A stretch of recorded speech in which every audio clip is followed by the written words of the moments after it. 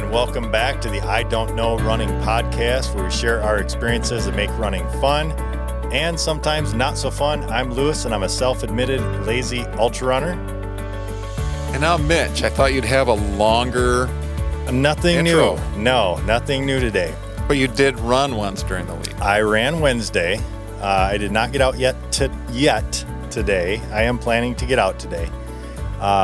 Two things. Number one, I was busy getting ready for this and did not get ready completely, as it turned out. But I was also busy editing for tomorrow's episode, which is done now, thankfully.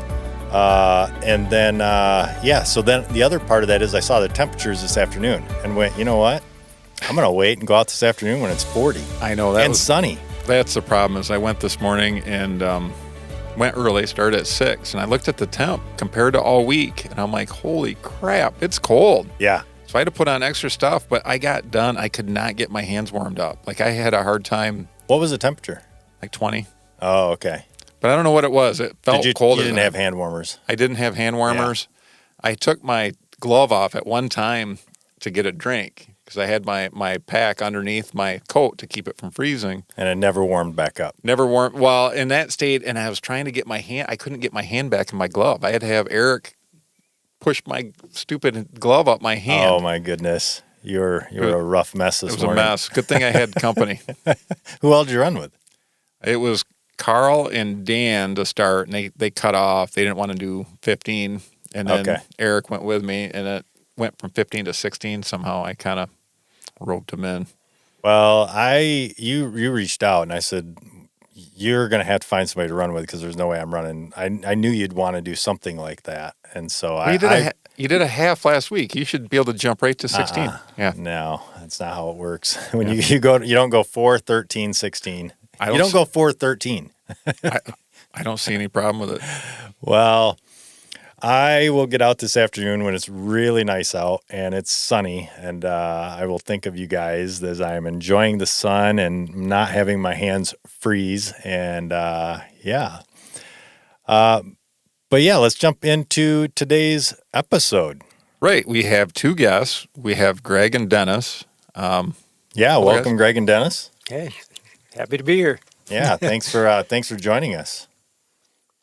So I've been running with these guys. I don't know. It's been a few years, probably more Greg. Dennis shows up once in a while, but they do breakfast afterwards. Do you still go to the same place? Do you still go to Mr. Burger? We came directly from there. Really? Today, yeah. Mr. Burger for breakfast? Oh, how many years, Greg? Shoot. 35. Oh, my goodness. This group takes over like half the restaurant. And then they do. How big of a group is it? There's a lot of people that show. I mean, it can be more sometimes. I don't know if it's as many as what it was at one time, but it's a lot of people. Yeah. Wow. And where do you guys normally run from? The zoo? Yeah. Okay. Yeah, I show up and they do the exact same thing that we do all the time. They talk about old running stories, and I thought, my gosh, we should have these guys on because they have some good stories, talking about back in the day, and they're still fast guys. Yeah. I think it's always a couple of things. I think it's beneficial for people to hear encouraging stories of guys and women that have been running for a long time. They've went through some highs and lows and helped to encourage others to either get into running or, when they're down, like bring them back into running, because that's not always easy to do. And like when we had Ron and Steve on. Yeah. Sorry, guys, you'll notice that my name, like memory, is really bad. So the fact that I have yours down, and I already had to ask Greg a couple of times, since he got here this morning, but is not great. I must put other things in that. It's getting better, though. You know what? I pay attention more because I've been called out too many times on the podcast. So I'm like, I just don't say anything, or I just come out and say it. I don't remember. So that brings me to, how long have you guys been running together? Have you been part of this group that long? Is that? Yeah, we picked Dennis up about 1985 or 86. Okay. And Wow. Yeah, I had moved to Grand Rapids a few years before that and was running on my own and just ran into one day running on the same road as Greg and Herb and, fell in and started talking and yeah, started showing up on the weekends with them. And although I've been in and out, like you said, I'm not always there. I've had a lot of, over the years, I've had, several either injuries or, whatever that have taken me out. But here I am still. We've all had that, though, Yeah. because I know Greg's been kind of struggling with a couple injuries. Like you were just running a sub 2-hour riverbank not that long ago, and you, which is still phenomenal. I haven't been able to run a sub 2 in a while, but. Well, let's take it back to where we like to start with anybody that comes on the podcast, and let's go back to the beginning. What, and I don't care, Dennis or Greg, either one, whoever wants to start off, but what got you into running, and then further, what got you into endurance? Because there's, what got you into running, a lot of guys or a lot of people can say, well, I just enjoyed running as a kid or whatever, but then they usually get into a cross country or track or something like that. But then there's that next step where you say, I'm going to go do like a marathon or, endurance, like the longer distance. But curious, what got you guys, Greg, what got you into running? back in 1983, my boss was Lynn Ball, and he was a runner, and I wasn't. And he told me if I ran, I could eat and drink anything I wanted. So I started running, and pretty much every day since. Really? Wow. About 85,000 miles now. Oh, my gosh. Holy smokes. Yeah, I don't know anyone who runs. None of us know anyone who runs as much as this guy. And Wow. I don't, even as an ultra runner, Well, hey, there's a reason I say I'm a self-professed lazy ultra runner, because I do get in the ultras, but I don't necessarily get in the training. So, Yeah. But let's go back. I want to just ask, 80, you said pretty much every day since. Are you literally are you an everyday runner? Oh, yeah. Wow. Are you on a current streak? No, I take days off. You do? Okay. Travel days. Gotcha. Yep, that makes sense. But if you're not traveling, you're running. The last time I got hurt, I had streak was a little over 700 days. Okay. That Gotcha. I had surgery, so I had to take some time Yeah, off. and injuries, I mean, that's just, obviously you can't just continue to run through an injury, so that makes sense. But that is impressive. So you had a coworker basically introduce you or encourage you to get out there and run so that you could eat whatever you want, eat and drink whatever you want, which I think a lot of people, especially, I know for me when I hit about 28 or 29, because I was told when you hit your 30s, you got to start watching your weight and all that. And I did. I don't remember how old I was, but the scale started to tick up. And I enjoyed running. I just wasn't doing it. So it's interesting you say that because, yeah, I get to eat. Now, everybody's built a little bit different. I do get to eat whatever I want for the most part, but running obviously helps that. Are you do you have a ton of marathons under your belt, that kind of a thing you like doing the races, or is it more just about the running? I found out that I was a sprinter when I got 23andMe, and I'm not a distance runner. I'm probably I was a basketball player, although I failed to hit 6'5". And so about the time I started running, I just wanted to do something. Yeah. I'm a wannabe. Okay. So what was your average? 85,000 mile wannabe. Yeah, what was your average miles back then in 83? So what would you go I on? started out right at 50. 50 a week? Yeah. well, here's the crazy thing though. So we're both 73 now. Oh, okay. And a few years ago, when Greg had turned 70, we're running, and he, and I know, that he's been running a lot, but he tells me, I want to, I'm 70, so I want to try to make the year running 70 miles a week for the year. I want to average 70 miles a week because I'm 70. Oh, my goodness. Yeah. And I was like, yeah.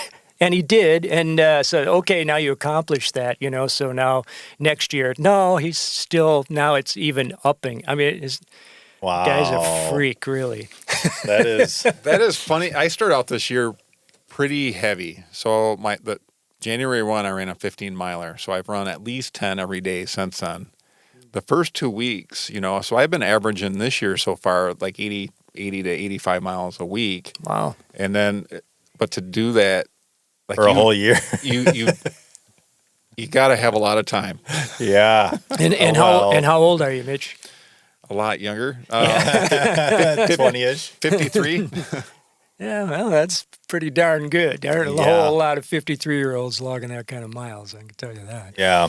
So, Dennis, let's jump over to you. What got you started? What got you interested? And I had an uncle who I really admired. He was not that much older than us, and he was a really good runner. They went, and I remember that his team went to the state championships in cross country, and I was real impressionable. Of course, he was. I really looked up to him, and so I wanted to be like Uncle Jim, and so I started. I started running. I went out for cross country, and I think there's maybe some genetic thing there because I was, without really knowing what I was doing, I was pretty good at it. And we always tend to do the things we're good at. Yeah. So, Usually makes it a whole lot more fun. Yeah. That's why I don't bike. Yeah. So I was a junior in high school, I think, when I first started running. And Junior in high school. Yeah. Okay. So cross country. Yeah, cross country and then track. Yep. I had some success, and I ran 1 year in college, but the motivation wasn't there, and that's it was work. Yeah, and, something changes, doesn't it? Yeah. So it wasn't until 10 years out of college that I think 1979, I got there was a race up in Kalkaska, the Trout Festival run, and so a couple of buddies of mine, who lived there, said, "Hey, let's just on a lark, let's run that race." And of course, it was young then, so you could just jump in and run it. But but that was it. That little bit of a fire. I beat both my friends, and and then I just started running from there. And then when I got here, years later, you say here, as Grand in Rapids area. Yeah. When I moved in, met these guys. I was in my 30s. But I finally got serious about it when I turned 40. I really wasn't a student of the sport. I really bore down then and started training and seriously looking at what needed to be doing. All my PRs are after I turned 40. Okay. Yeah. Wow. Well, they'd say fitness is wasted on the youth because when you have the talent or the body to be able to, you don't take it serious. When you start getting older, it's like, I should have done this earlier. Tell them about your first marathon. So a lot of my main, running accomplishments are tied to Greg here. We went to Grandma's marathon, and I was in pretty good shape then. I don't know, was I 40? I think we were 40 or something. But 39. And there's now if you've ever run Grandma's, but it's a wonderful marathon. I haven't yet. I've heard a lot of good things. Yeah, it's cool. And they bus you up to Twin Harbors, is it? And kind of like Boston, they bus you up, to start. And we're at the starting line. It's beautiful out there. You run right along Lake Superior, but we take off, and I'm just jazzed. I'm ready to. And all he keeps saying is, "It's slow down, slow down, slow down, slow down." But I'm looking ahead of me, and there's 2,000 people, ahead of me, and Greg says, "We're going to pass almost all these people. Just take it easy." And it was true. Yeah. Yeah. Did you stick together the whole way too? No. Well, most of the way. Yeah. Well, I let him go. Because the young buck. I let him go when we got to 22 miles up Lemon Drop Hill. And until then, I made him stop at every aid station and drink 2 glasses of water. So all I'm hearing is slosh, slosh, slosh. Oh, my goodness. And he's stopping and dancing with people in the crowd and all kinds of stuff. I don't remember that, but... Oh, yeah. So I got him... I was supposed to be pacing him and slowing him down, and I got him 10 miles a little slow. So... But this was not your first? No. Okay. No. So at 22, I just let him go, and he ran 2:50 for his first marathon. Holy cow. Next year, he came back and ran 2:40. Oh, my goodness. He had a better pacer.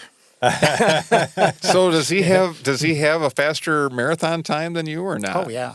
Oh my gosh! I thought yours was 240s as well. Your PR. 248 Okay. 248. into Wow. a headwind. Wow. Yeah. That's almost a 240. That's the difference. Otherwise, you would have been 240. That's at least 30 seconds a mile. The headwind. So has it been competitive over the years between you, or you just No. kind of, it's just been more? I remember one race, and we're running together, and we get to the finish line, and he pushes me ahead. Really? That's how competitive we are. That's like the opposite of Jason and Brad. Yeah.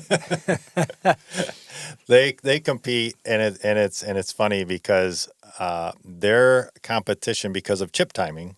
So you guys have seen that introduction, and obviously raced a lot before that.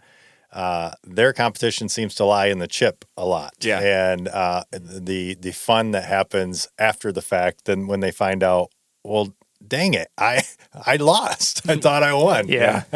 So that was your first, Grandma's, when you were 39. Yeah. 39 or Okay. Or 40. I think I was 40 maybe, yeah. Okay. Yeah, because the next year I think was my PR, and I was 41, I remember. And you ran a 340.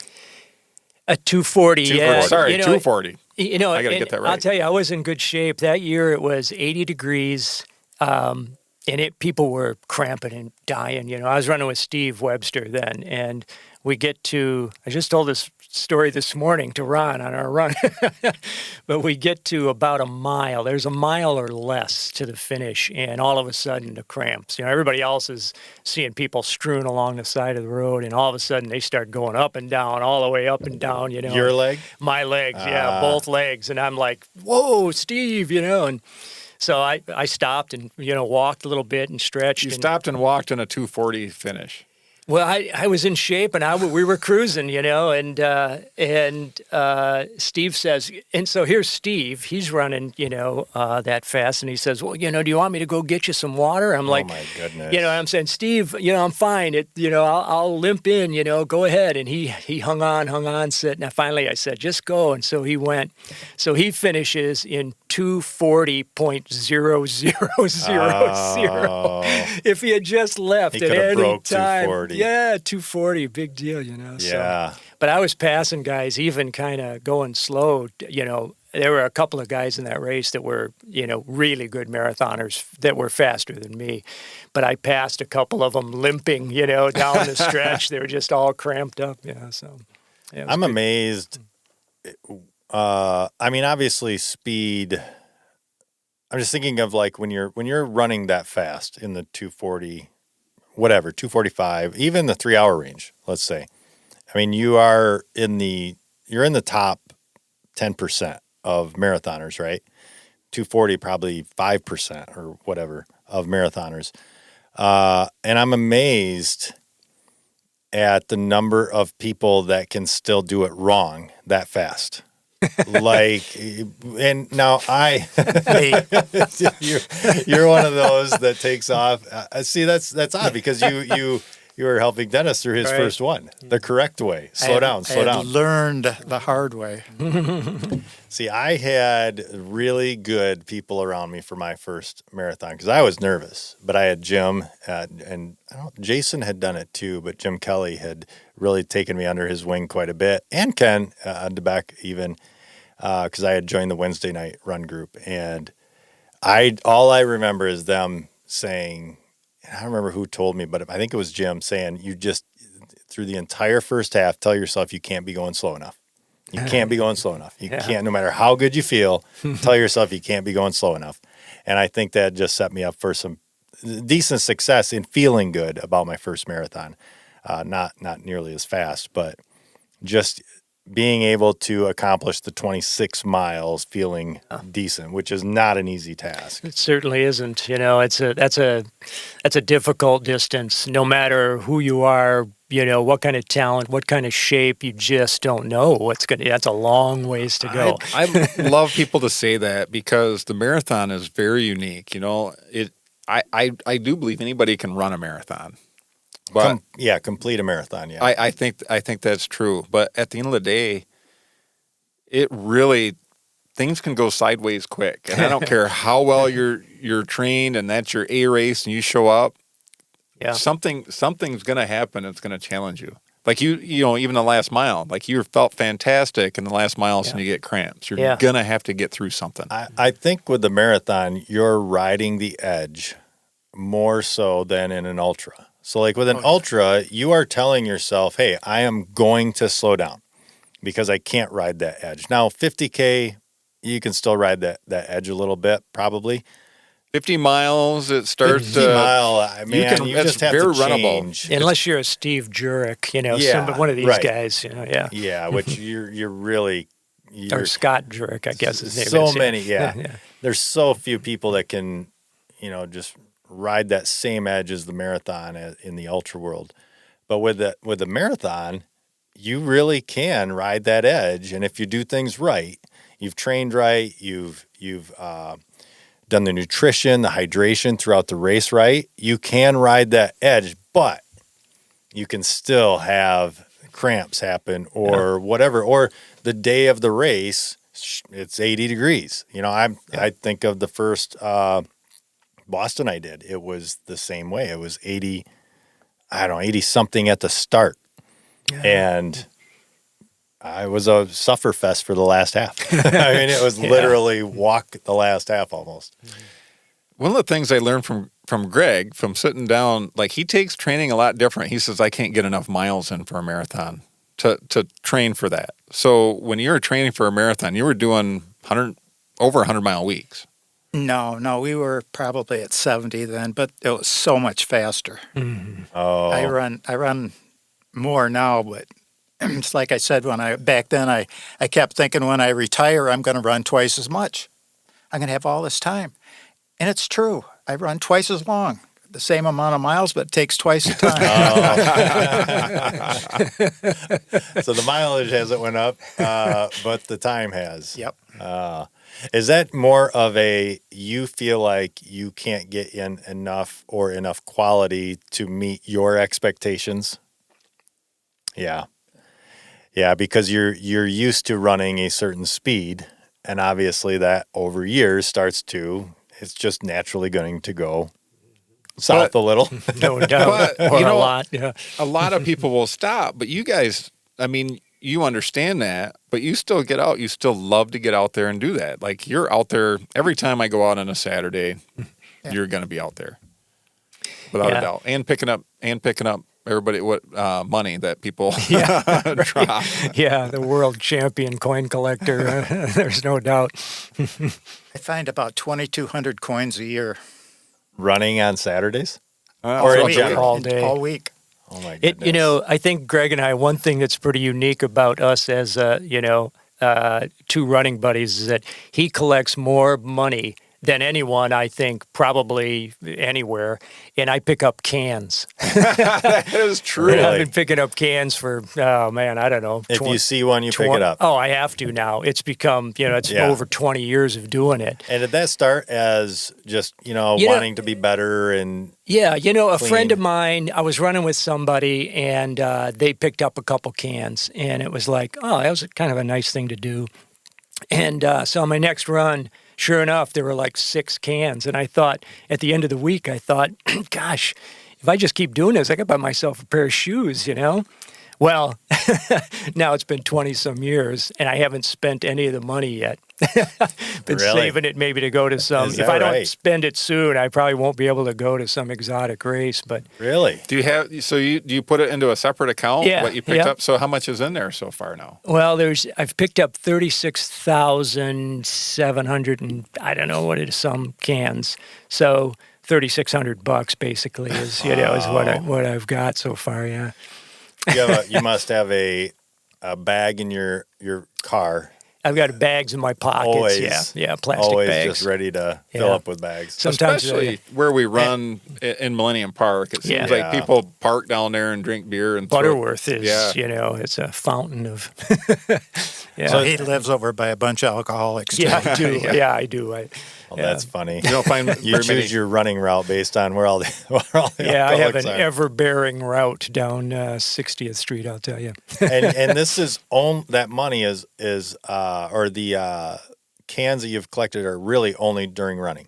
Yeah, only You're not pulling running. over. No. On your ride. Although Wow. I find now I just pick them up when I'm, if I'm out, I see one, Yeah. I'm in the parking lot, I pick it up just because. But Yeah, the only hard ones I not to. count are Oh. when I'm running. Okay. And even on our walking, I don't count those. I only count the ones when I'm, that I pick up when I'm running. I've run a Sunday with these guys too, and we had to stop and we had to find a bag so they could pick up. And they found it was right at the end of Vets Memorial there when we do that Sunday run, and there was a ton of them in that spot. Right. And there he's picking up cans. It's like, oh, are we ready to run yet? Yeah. Greg, have you kept track of the money that you've collected? I've been doing it about 9 years, and it's Okay. a little over $1,000 now. Oh my goodness! And I saved it all.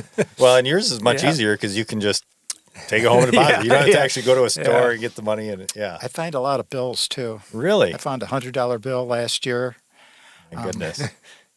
Probably 15 to 20 bills a year. Wow. So not just the shiny stuff. I have a hard time. I don't look down enough to see it, so I'm sure I'm jumping over that stuff all the time. Yeah. You're going too fast, too. I don't think that's it. No, Based on the times I'm hearing you guys talk about, I don't think it's a speed thing. Well, That's an observation That's thing. one of the things that Greg has always told me too. Like when we'd have breakfast too, is you guys run way too fast. You got to slow down, and Yep. that's one of the things. So you, I read just a thing recently. It was Eliud Kipchoge who talked about training and that he runs, that everybody trains too fast. He'll run his speed work, but most of his running, 80% of his running is slow for Really slow for him. Yeah. But this guy too, Greg, he'll run. I mean, he's running. You talk about slow. I have to train myself down to run with him. He's running 13-minute miles. He's running 12, 13-minute miles. But then he'll turn around and run a 7:30. Yeah, so I don't know how he does it. It's not the normal. Yeah. It's not the normal training approach. I have I one think, big but- talent, being able to run slow. And fast. and fast. on race day, race day you show up to race. Well, I think, but that's we are learning more and more about that. How the same thing, we are finding that we are running too fast, and by and large, most runners are running way too fast. Yeah. For what is considered an easy run, they think if they can run a 7-minute mile for a marathon, they think if they run 8-minute miles, that's running slow. Well, it's really not. Right. Not even Right. close. Mm-hmm. If you're running like a 10-minute mile, to be running an easy run. But yeah, so I had something and I've lost it. Well, there's stupid things we used to do. 1988, we're running in Holland. The group used to go to Holland, and we'd run there on Wednesday nights, and we'd swim in Lake Michigan, and then we'd go to Mario's and have beer and pizza. It's 100 degrees. We run 10 miles in 61:30. Wow. Holy smokes. Why? Nobody knew. Yeah. So that there would be a group of you doing that then. Is that yeah. when Steve would be there and Yeah, there were a lot of fast. I figured out at one time the guys that used to show up, not every week, but show up at the park, there were 27 of them that ran 37-minute 10Ks or faster. Wow. Yeah. That's a fast group. It was a super fast group. It was those training runs on the weekends, you'd run 14 running, whatever, in sub sevens, and then come back on Sunday and run the easy 10, There's more runners now. It's amazing to me to get out there. You're running out there at the park on a Saturday, and it's like there's just people. There's hundreds of them, Pat. Yeah, but that's really cool. But they're more recreational now. That core. There aren't quite as many. I think that were so seriously. That are really looking to go fast or improve, and they're out there for a lot of the social aspect, which is really neat as well. It's great, fantastic. Yeah. We ran with guys that wanted to torture you. Mike. Yeah. And obviously you guys would, that would make you better. Yeah. In an effort to make each other better. Because I know, like for us on Wednesday nights, we used to do that. It was first half is leisurely. I say leisurely, still too fast, but And then we would cross the bridge, and it was a race. After you cross the bridge, it was a race down Indian Mounds to get back to Johnson Park. So you watched the same. I think we've asked somebody else this before too. So if you've always run from the zoo, your routes were probably limited before. But now with the trails, as they've been building the trails through there, you've watched all that come in, and the routes are great. Endless, almost endless. Like you can just do whatever. We always started out on Saturdays and Sundays running around the river, so 12 and a half, 13 miles. And then we'd run the Butterfly, which was out O'Brien for 17 miles when people made us do that. But it was good training. Yeah, and around Fantasy Lake, that's you go out. That's a little shorter, 14-miler. Those were our long And then ones. there's Miller's Pass, which was a shortcut. It wasn't a shortcut, is my guess. It was only 6.5 miles. So if you're going out and you didn't feel like it, you'd head down Maynard and back to Butterworth and back to the zoo. Named after Greg. Oh. Everything's named after me. How often did you not feel like it, though? Because you always put in big miles, so I can't. Once in a while. But then I used to run it really fast, too. Okay. It was a hilly 6.5 mile. And we used to have a 7-mile warm-up before we ran at 8. But So you do a 7-mile warm-up, so you're still doing big miles. Huh? Yeah, we'd run, even a few years ago, we'd run 7 miles. And 7 at 7. 7 at 7, so-called, so we'd take an hour. Yeah. Yeah. That was all hills. 7 at 7, and then show up at the 8 o'clock run. Right. I'm curious to see, you guys have obviously been running long enough to see the technology boom in running. And have you guys embraced it? Has it taken a while to accept it and go, I like this? Or Greg shaking his head no? Greg's a total non-technology guy, period. But All you have to do is put the shoes on and run a half a mile. I got my first 4%, ran a half mile, and I thought, I should buy 10 pair of these right now. Really? I now have 9 Really? that I run in. Wow. You running those for training quite a bit, too, because Warm today. Really? They're that good. You like them that much? yeah, do you not have them, Lewis? Oh, my God. Dude, yeah. Really? Oh, your times are about to improve. Oh, there's no question, right? Greg talked me into buying them, and he was absolutely right. I know Brad said the same thing. He said they're incredible. They say 4%, and if you want to do the math, when I raced in mine and I looked at the times, and I figured it was like 4% faster. That's incredible. I wasn't even thinking the shoes. I was thinking like watches and GPS. Right. But, That's what I thought you were talking about. That's why I was mentioning it. Yeah. That's insane. I did not know that. Wow. But they all make a shoe like that now, though. But you're just talking the Nikes. Well, So I buy them used. okay. If you have a good eye for what you want, you can pick up a $250 pair of shoes for $50 that are they're fine because, and I was just going to say, because their mileage is only something like what they say is like a 200-mile shoe, right? Yep. they get slower. They really do? At 100 miles, but then they are great for training. And Are they're you still serious? Fast. So you buy new ones to race in. Yeah. I got 3 pair of new ones, and you carry them to the starting line and put them on because you don't want to waste the miles. Holy smokes. They feel like slippers. I mean, and if you look at any international race with the greatest runners in the world, they're all wearing those Nike. And for Alphas. them, it's not fashion. No. It's right. 100% functional. That whole Kipchoge thing when he broke the world's record, that was all engineered with Nike and other sponsors, but really had to do with those shoes. Wow. Well, the price of shoes are coming up so high anyway, though, because I bought a pair of Hokas for $150. But yeah, and that's just trainers. That's normal. Yeah, $150 is normal. Yeah, and so what? The 4%ers are $250. Yeah. Yeah. But Greg turned me onto this too. You go on eBay, and if you know what you're looking for, and I've done a lot of eBay stuff with photo, gear, so I'm pretty familiar with it. But you look at those feedback ratings, and you really look at the, look at the photo as well. And a lot of these people are selling shoes that didn't fit them. They're brand new, and I've bought several pairs too. And you can get them, like Greg said, you can get them for a fraction of what they're worth. Well, I'm going to have to check out eBay after this. But you haven't tried out the other shoe companies. Yeah, because like Adidas has a pair now. Yeah.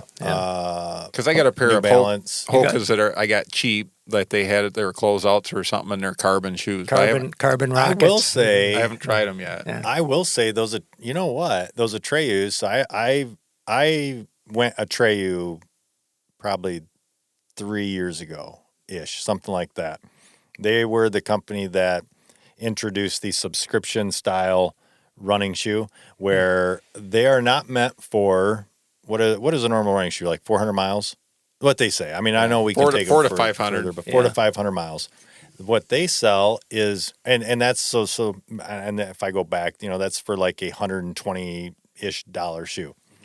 So Atreyu would what their model was.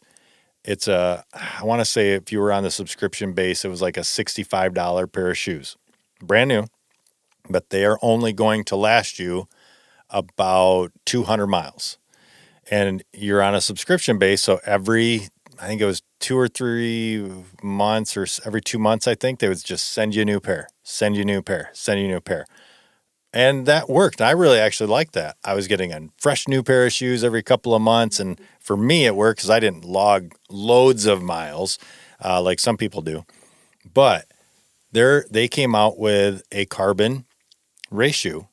And now that you say that, now I've never truly raced. I have ran races in them, but I've never tried to go for like a time.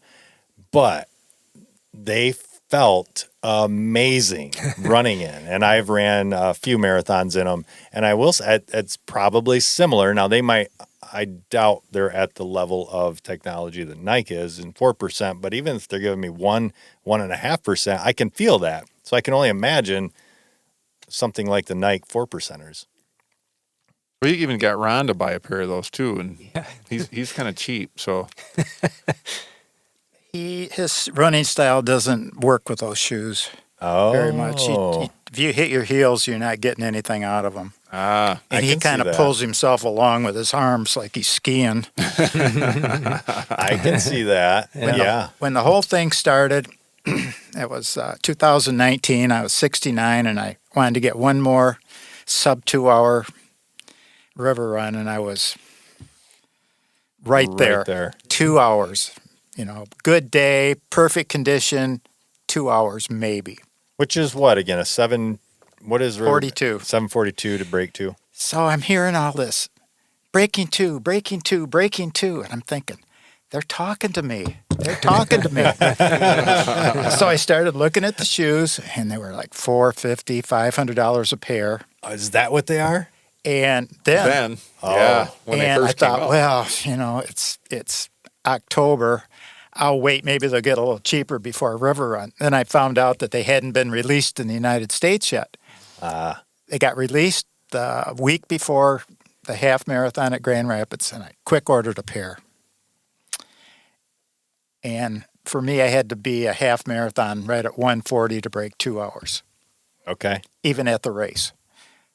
So I wore those, got to the half marathon, I ran 1:37.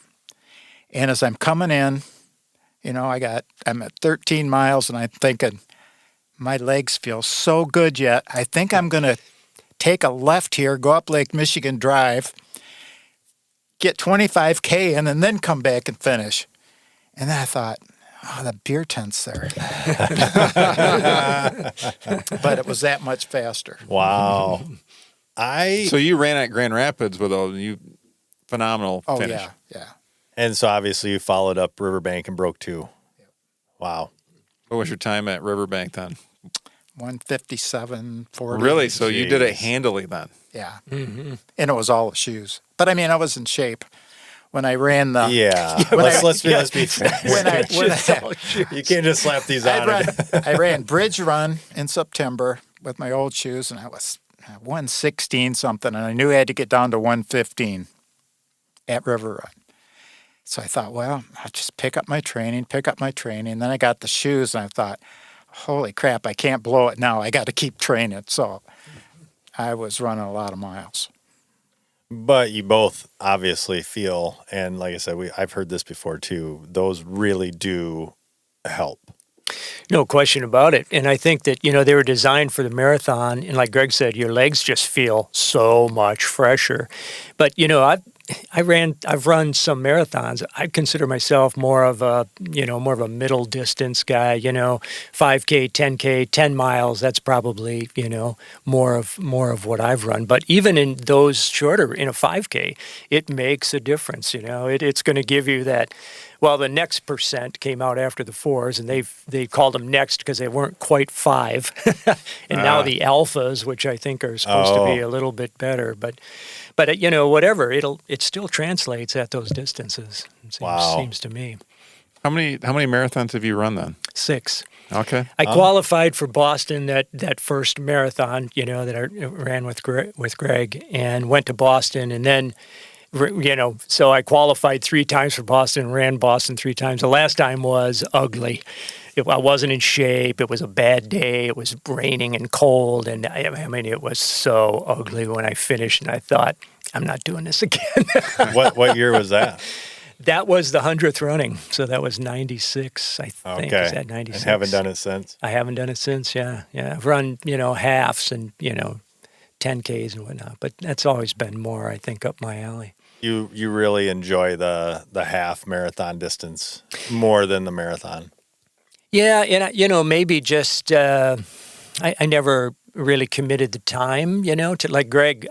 He's retired now, and I mean that's this guy's running half of the day. It's like I just have too many other things going on, to commit that kind of time. So, and I don't know. I'm not sure that I'm a long distance guy. I suppose if I had the training, but I wouldn't say that you're not if you're running a 240. Yeah. Even back in the day. I mean, right. Yeah, I think my shorter races were better though in terms of times, relatively speaking. I gotcha. What's your fastest 5K then? I ran a 15:56 when I was 42. That was my smokes. That was a. Wow. Yeah, I thought you were going to say like 20-something. When I was 42, oh my gosh. Now, in my 40s, that's when I ran all my PRs. Okay. But, you can still win. It's like now when you're racing, it's all about the age graded, for now, for us. Yeah. So first thing you look at is age graded, what percentage, if you ran 78%, okay, or who did you beat, because let's face it, at 73, I'm not going to be beating a 45-year-old. It isn't going to happen, Well, I think you're still beating some 45-year-olds. Some. Yeah, I guarantee that, 69 years old running in, 157. Right.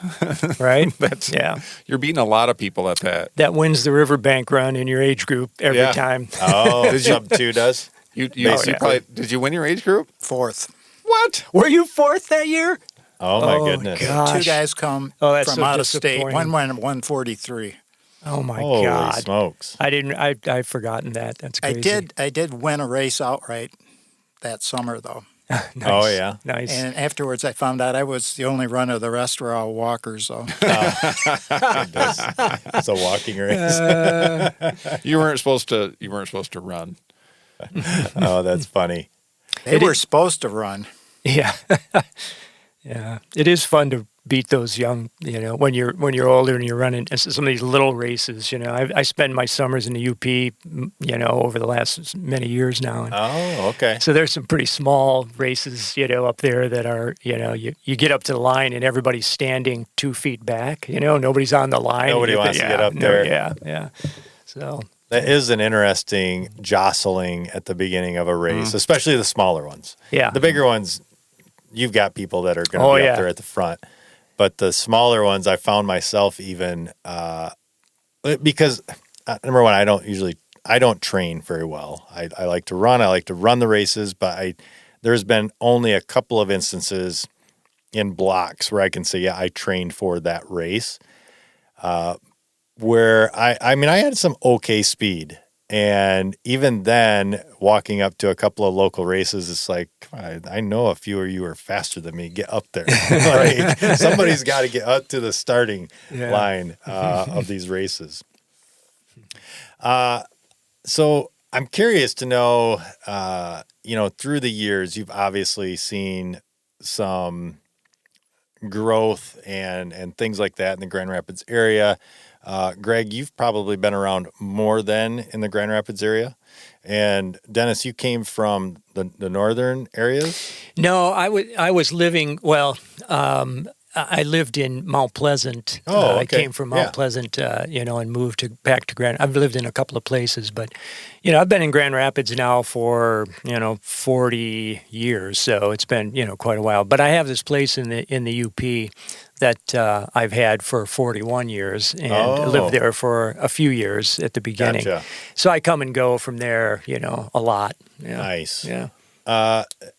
So going back to when you started kind of running in the area as a group, so before you two met, really, you were already running in a group in Grand Rapids. Right. I'm just curious to just kind of, what are your memories from that time to where it is today? Like when you think back and you think, man, this was a group of 3 of us or whatever, and how that grew, then bringing Dennis in, and then like, man, where it is today, just what are some standout memories of that growth and time? Well, when we started, it was mostly really fast men, and a lot of them they were old then compared to us, and 2 or 3 women is all. Now it's 60, 70% women.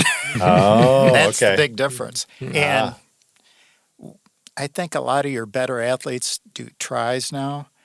And if you're going to be a good runner, you can't screw around with a bike and swimming. You got to be totally focused on one thing. And their times are slower because they're spread out. Yeah. That's the thing, too, though, is that there's still a decent group that meets there on Saturday and Sunday. So it's always the same guys. And it's not really that organized, per se, because there's other groups that meet there. There's, Run GR meets down there quite a bit, too. And that's a paid, I think you pay to be a part of that, because part of it is too, though, is I think you get a free entry to a race or 2. Oh, okay. They do put stuff out on the course. They put water out on the course. They, I mean, it is a nice benefit if you're looking to get into something. But this group, everybody carries their own water, and you just show up, and I know no subject is taboo either. Like I've been on some runs where everything is talked about. There's no question. That's something that I've mentioned before to people. It's like, especially with with Greg, he's probably my longest running friend, and you really get personal. I mean, we probably know more about each other, than the people that you would spend a lot of time with that are close to you. When you're out there and that, and you're 12 miles in, and you just start sharing stuff. Mm-hmm. Well, and as you log as many miles as you guys have logged together, at some point you pretty much cover everything. It's true. Whether you want to cover it or not. Yeah. I could tell the story about how I almost killed him. Oh, well, this should be interesting. Track Club used to have a bike run. So you got a girl's bike, and one would ride the bike and the other would run. And you'd switch off as soon as the other person got tired. And they ran from Tunnel Park to... it was in Grand Haven, right? It was it was a marathon distance, right? Yeah, it was 22, 24 miles. You turn around at a park out there. And come back. So Dennis and I did that, but we didn't have a bike. Oh, my goodness. And it's, August, hot, and you got water at the turnaround. That's it? Yeah. Well, yeah. 1 aid station, essentially? It's a Drosky race. So that sounds about right. Yeah. we're there's like 8 or 10 teams with bikes, and Dennis and I without a bike, and we're chasing the guys in 3rd place, and we pass them and pass them. So you guys are just running? Just running, yeah. And we get out there, and we're coming back, and we're probably over 20 miles. And we finally got him. We're pulling away, and Dennis stops, goes up the driveway to a guy washing his car and grabs the hose. And then he had a heat stroke and didn't run the rest of the summer. What? Yeah, I almost went down. That was like I knew I was going down. I saw that water, and I hadn't had enough. Oh my goodness! And I said, Dennis, come on, we got him. You don't need to drink. Oh my gosh! So you didn't finish the race? Yeah, we did. We Okay. did. Okay, you did. We slogged it in. But in fourth place. Yeah. Wow, so do they have that race anymore? Oh my goodness! That was probably the last one. Yeah. That is a really, that's actually sounds like a really fun event. Yeah. Doing the way it's supposed to be done, not the way you guys did it. But Right. It'd be a lot of speed work, 20 miles of speed work. that's true. He'd be doing Off pretty and much on, constant speed work. quarters. Yeah. So if you're Holy if cow. if So you're we on were the- probably better off than the guys on the bikes Yeah, true. the next day, except for Dennis. Yeah. Wow. well, if you're on the bike, man, you could, I don't know, you could do pretty good that way. Well, you could rest. yeah, Rest, Just yeah. resting. It's Yeah. a girl's bike. Yeah. You just Yeah. You're Pass a it off. team. yeah. right. Yeah, so you're going back and forth. Right. Yeah. I'm just thinking, and then if you're on the bike, are you making the other guy work harder than at that point? Like, hey, Yeah. speed up. Yeah. I think you'd have to figure out a team approach. You how would. to get Absolutely. that done in the best way. Obviously, you guys have a lot of experience and a lot of wins and losses through the years. Some, perfect example is the bike race that you guys didn't use a bike on.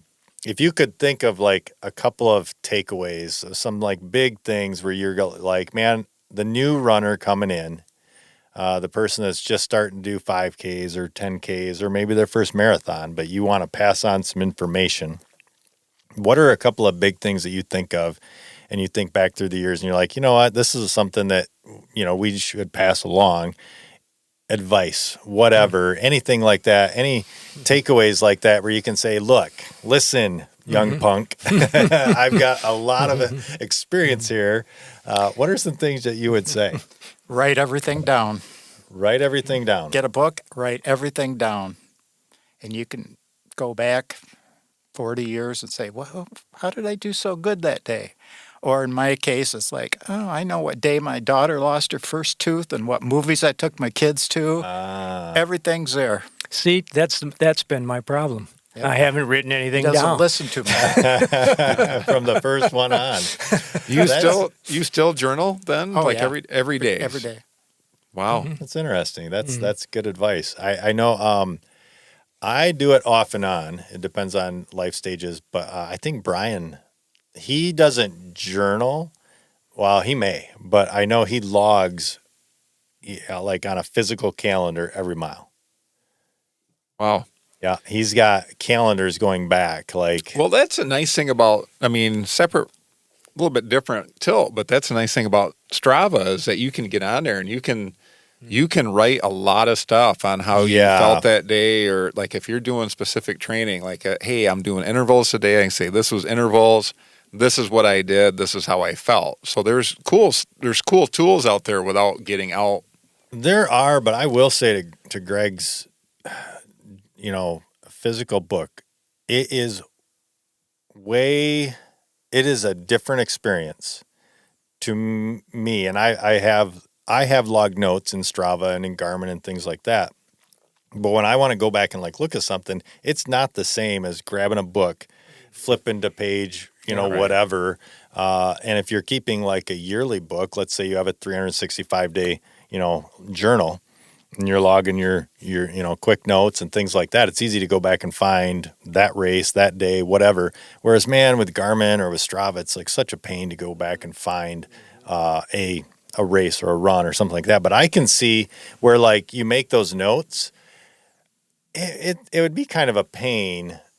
It just would not be the same. To look up to to just go, I'm just going to flip through. Let's just read some of my notes here. Because I know like with a journal like that I have, that I not for running, but just journaling, when I go back and look at those, I'm like, holy cow, I wrote this down.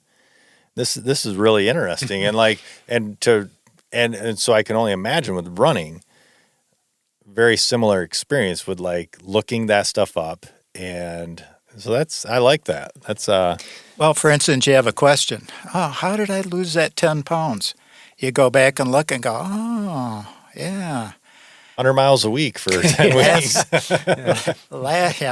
Last June, 10 weeks, 70 days, 71 days after River Run, I ran 1,000 miles. Holy cow. What's that equal? Or what's that? 100 miles a week. 100 7 miles? weeks. Oh, well, yeah. For 7 weeks. And I lost 12 pounds. Wow. So. And you're eating whatever you wanted. Anything I get my hands on, pretty much. If you're running 100 miles a week, yeah. I don't drink anymore, so. What's your biggest mileage week? Last June, I ran 125. I had a 426-mile June. Oh, my gosh. Yeah. I've never hit a 400-mile month. I've been close. I've been really close. What, I lost it. I completely lost it. I wanted to ask something about, don't even know. We'll come back to it. Donuts? I like donuts. But Dennis, let's share when you think back to the same thing. Yeah. What are some things that you think over the years that you would just love to pass on to the new guy coming in, the young punk that knows it all? And I think a couple of things. One is to be sure that you're enjoying it. I think a lot of people, we talked earlier about going too fast. So many people starting up running, just think they got to get out there and charge it, and then they're done shortly. So, it's a long trek, take your time, forgive yourself a little bit, go easy, but get out there. That's the thing. And it doesn't matter if you're going slow or fast or whatever, you got to get out there, and just be consistent. But then beyond that, I'd say, for me, it was really running into this group of guys that were running, there is no substitute for running with other people that are your speed or faster. You can, go easy with, but when you're running with a group of people that are, that are really good runners, it makes such a difference, and so that getting into a community, that's sustainable, and then you're sharing knowledge, you're learning about, especially if it's a, a serious racing group, it's what races to go to, you start talking racing. It's, I think that's I guess what I would say. Yeah, that I can appreciate that. Well, you've been basically friends since then. So you see each other, unless you're in the UP or whatever, you see each other all the time. We try. Do you do vacations together too? Because there's a group that. Because he won't. You don't go on those big groups. These guys are cruisers, and I just don't. I don't know. I've been on a couple cruises, but I'm not that much of a fan of cruises. But but I'm gone to my place. This place in the UP is really special to me. It's a real historic. It's a fantastic place. And so I spend a lot of time there. It's like it's a 40-year art project for me. I'm curious. Just this is my own curiosity, and I don't want a specific, but what area of the UP? It's up in the Keweenaw Peninsula. Okay. So I always love, being from Michigan, you can, show your map on your hand. Yeah. So over the bridge, it's all the way over up here into the Keweenaw. Okay. Up near Houghton Hancock. Gotcha. So that's 10, 12-hour drive. It's 9.5 these days with the heightened speed limits. Yeah. But yeah, maybe 10, and I always recommend if people come, maybe try to take your stop somewhere, it could easily be an overnight trip, there's so much to see in the UP. Yeah. That's cool. That's something I've talked to Nicole, my wife, about. Man, I've always just thought it would be really cool to have a place in the UP. Yeah. I love it up there. Every time I go up there, and it hasn't been a ton, but it's more than a handful of times, but every single time I've went up there, you get across and you start just going down these roads, which number one are in really good condition compared to the lower peninsula. And they're just long, straight, and just nothing around. I love it. It is just such a good feeling. Yeah. Yeah, I'm doing a storytelling thing tonight. It's his friend. It's like the Moth Radio Hour type deal, and I'm telling a story about how I ended up at this place, this schoolhouse that I have now in the UP. Oh, it's kind of fun. It's a hand-hewn 120-year-old Dovetail Joint Schoolhouse. Really? Yeah, the original Finnish settlers. So it is an old school that you have converted into. Yeah, well, it was already converted by Okay. one of the early Finnish farmers there. Wow. Bought it when it was decommissioned as a school and moved it up the road. They number the numbers of the logs, etched right in the logs. There's initials from students that were there in 1920 or whatever. It's pretty cool. Yeah, it's a very cool place. Yeah. Wow. That's really cool.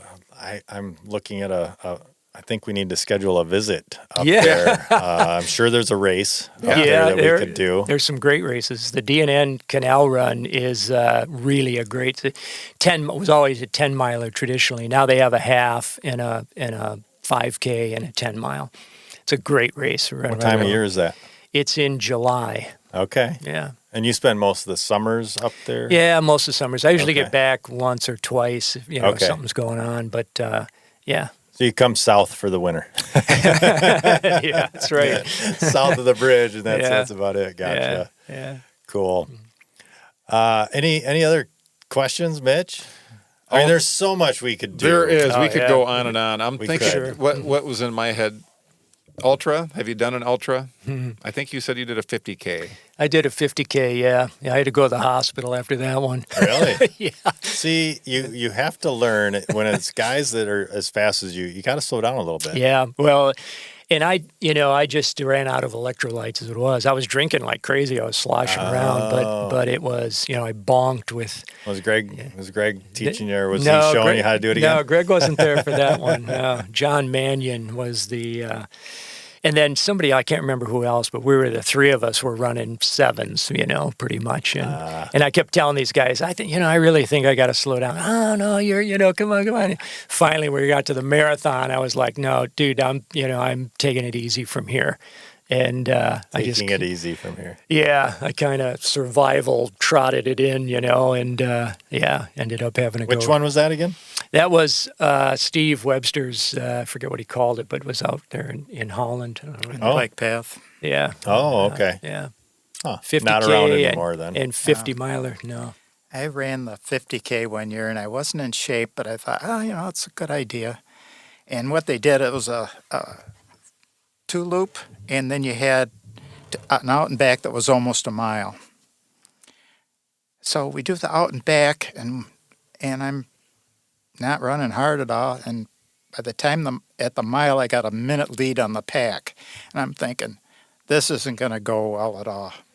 So I think I was 6 or 7 minutes in the lead when I dropped out at 22 miles, and I had cramps in muscles. Oh, man. I didn't even know I had, but I hadn't trained at all. I wasn't in marathon shape. I wasn't in any shape.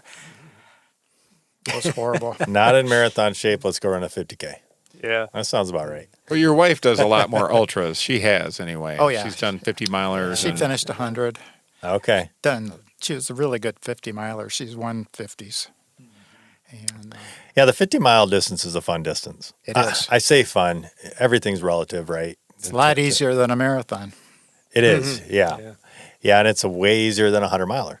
Yep. And that's why, and Lewis is hearing that 200-milers are easy, so he's going to do a 200-miler at some point. We've had a couple of people tell us, who did we talk to that was telling us that? We've had somebody recently. Oh, that was Katra that said that. She said that's right. Because you got so much time. Yeah, and I've been told by a couple other people. Kevin Goldberg said the same thing. He's done. He did the what's the Aravaipa one? Cocodona 240, and which 200 is not enough. You go 240.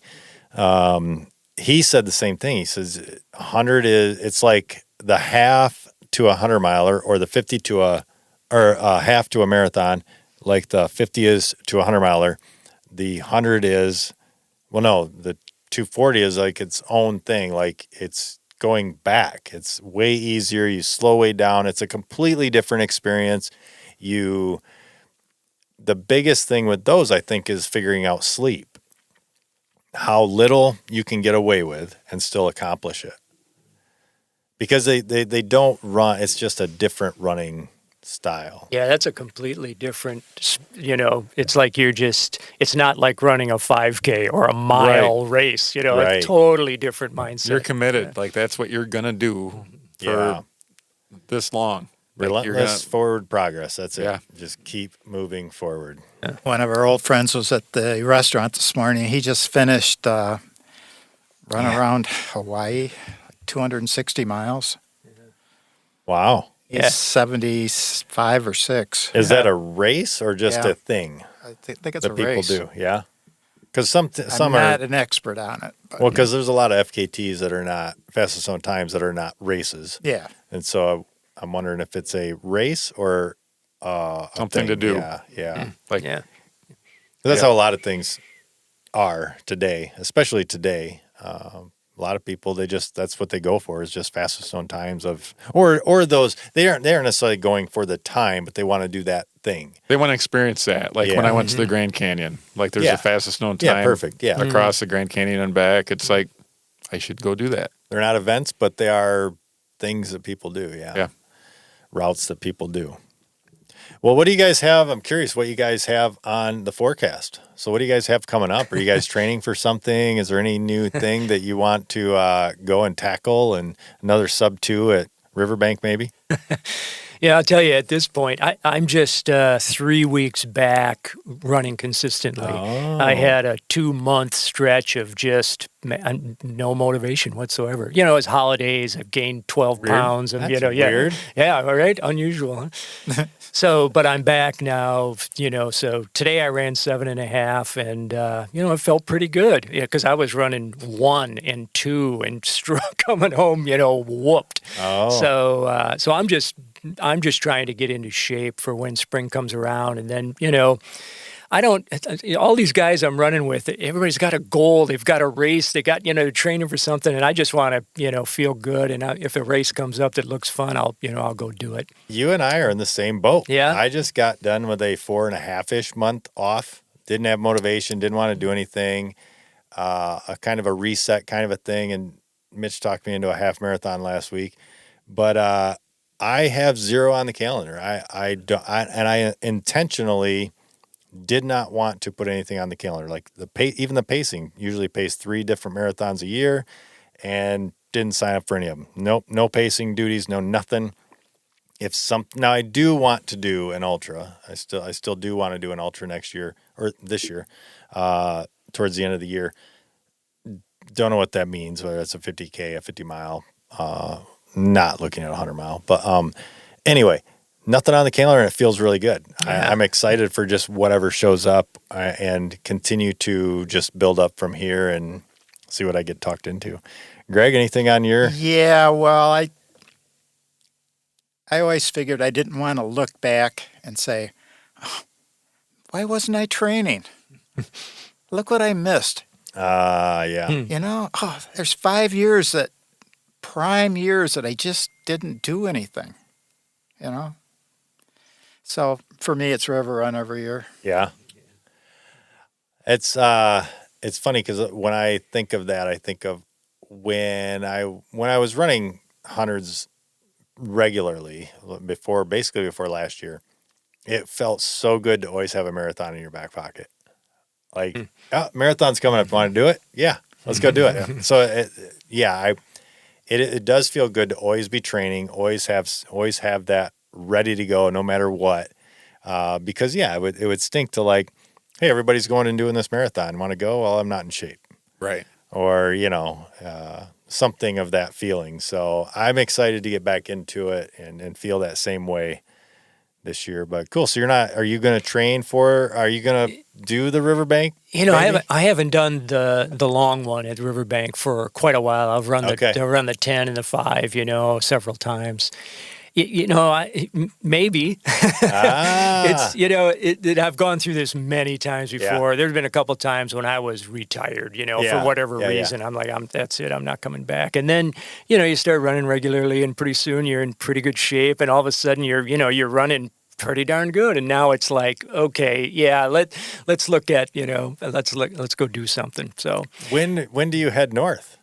Are you still here for Riverbank? Yeah. You are? Yeah, okay. I'm here for so you don't Riverbank, head north till like June or June. Okay. Yeah, June. I'm usually back, for a week or so, and then it's July and August generally, Gotcha. up there. So, I'm back for the fall. I did get talked into staying an extra week this last summer because of the magic of the mile, because Greg was running it and Ken was running it, and Ken is just killing it.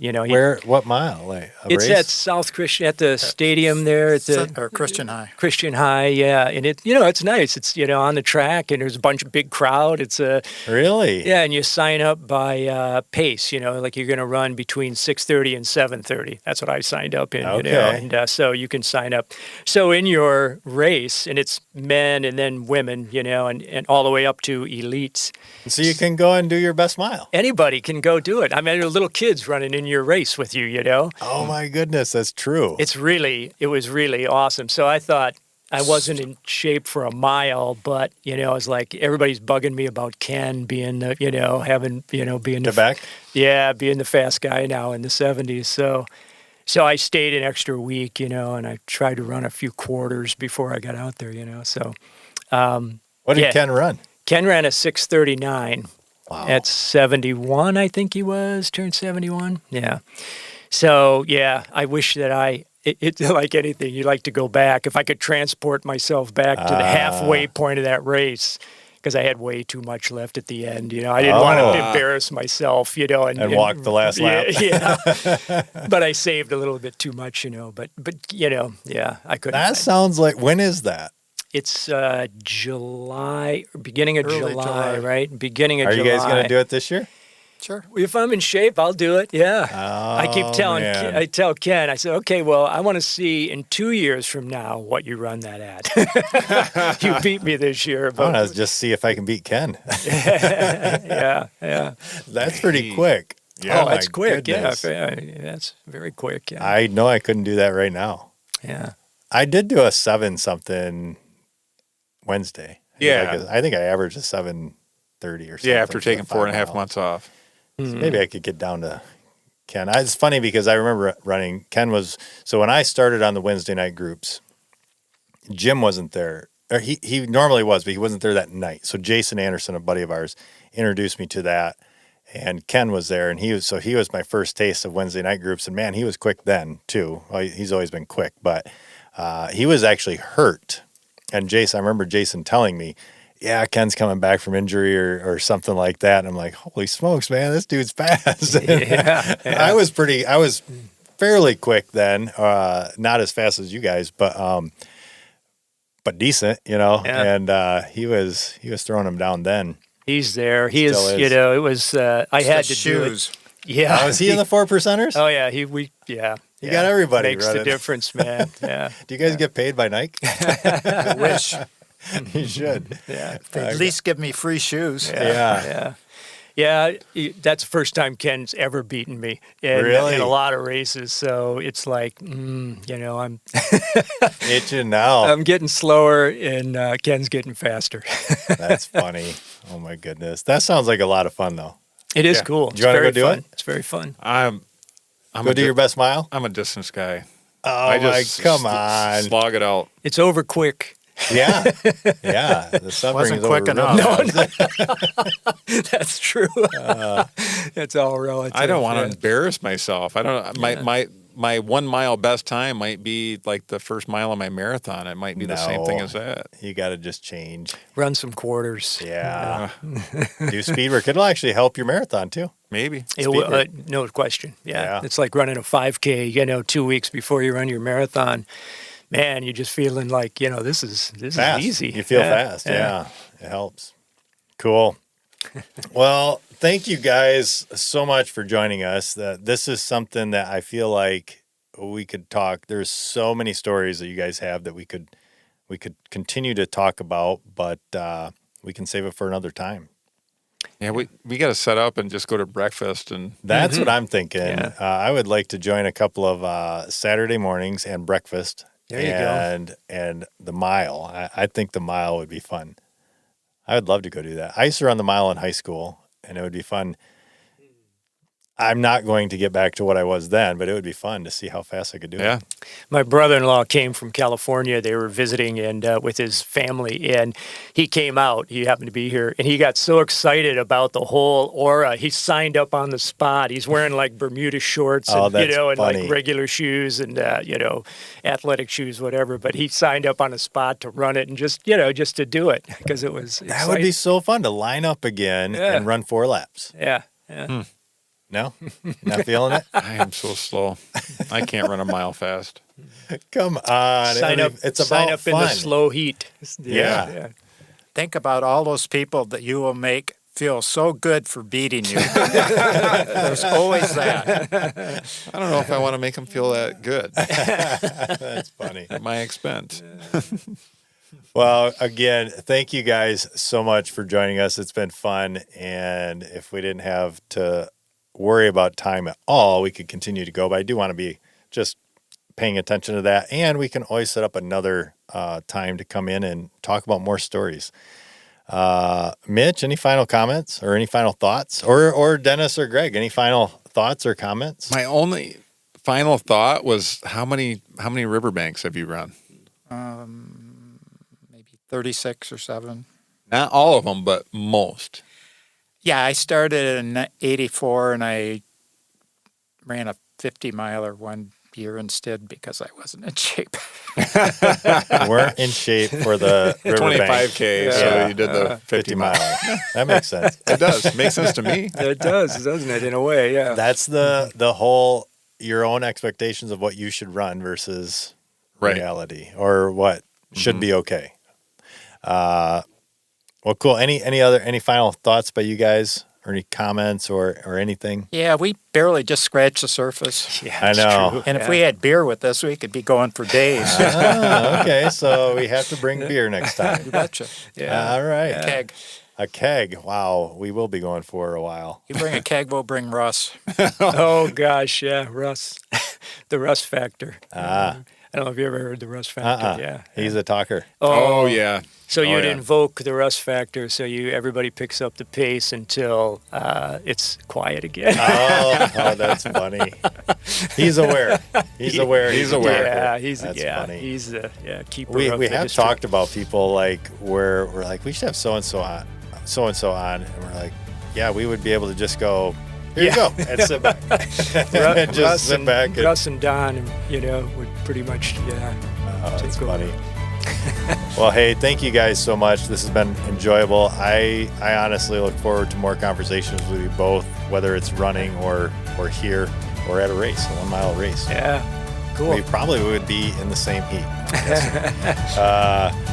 Cool. Yeah, this has been fun. That's going to wrap up this week's episode. Be sure to check us out on Facebook, YouTube, all of that. Subscribe, share it with somebody. Always looking forward to comments, so be sure to comment. Tell us what you like and what you don't like. We can take it. And if we can't take it, we'll just delete it. I like that. Good point. This has been fun. Be sure to check us out next time as we share more about what we just don't know. Until then, happy running.